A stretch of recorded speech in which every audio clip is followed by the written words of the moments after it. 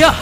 搞偷袭？40级小魂尊还想高攀我七宝琉璃宗？ В недавней битве титулованный леопард напал на Нинранрон и сумел пробить ее защиту божественного света. Для этого хватило всего лишь 8-го навыка титулованного.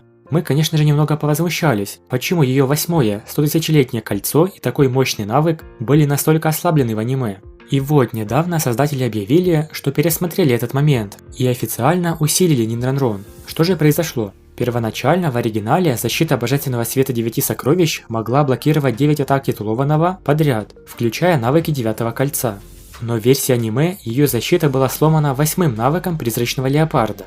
Многие фанаты в Китае были абсолютно не согласны. Даже писали, что это серьезно ослабило боевую мощь Нинранрон и ее пользу как мастера поддержки. После всех этих протестов создатели аниме внесли исправления касательно этого момента. В настоящее время титулованный призрачный леопард выпускает 9-ю способность духа 9 раз подряд. Но эта регулировка не просто необычная, а скорее даже странная и нелогичная.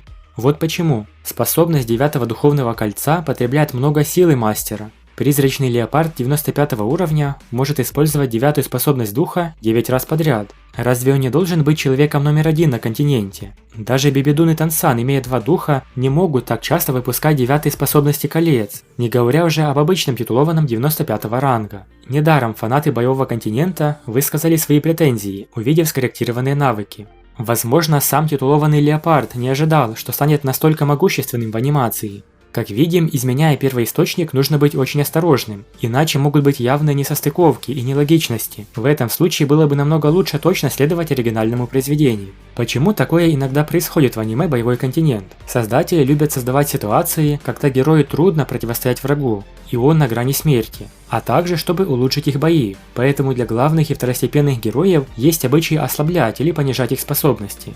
По их мнению, зрителям будет неинтересно смотреть на легкую победу героя. Поэтому они могут усилить злодея или ослабить героя, и даже изменить для этого оригинальный сюжет, если потребуется.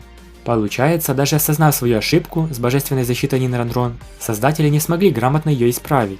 А это решение сильно влияет на сюжет. Если так изменили этот навык, могут поменять и другие, и какой-то из сильных героев может попросту стать слабым. С одной стороны, хорошо, что они прислушались к фанатам и вернули первоначальный навык Нинранрон, но с другой стороны, они внесли новые неразберихи в сюжет. Довольно спорное решение. Напишите в комментариях, что вы думаете об этом. Правильно ли поступают создатели аниме?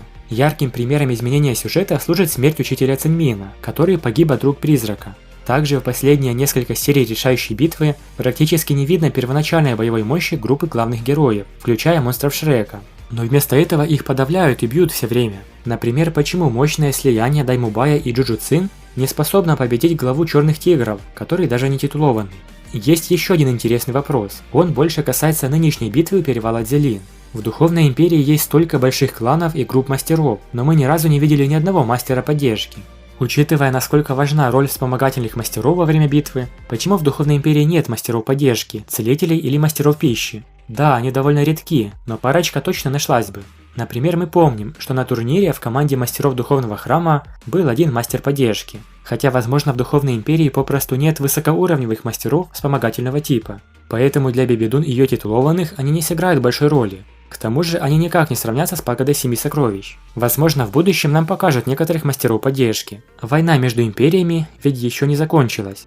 Большое спасибо за просмотр. Напишите в комментариях, что вы думаете об изменениях в аниме. Было бы лучше следовать оригиналу или нет. Ну а мы надеемся, что этот случай послужит уроком для анимационной студии. И они в будущем будут серьезнее относиться к изменениям сюжета. Подписывайтесь на канал и всем пока.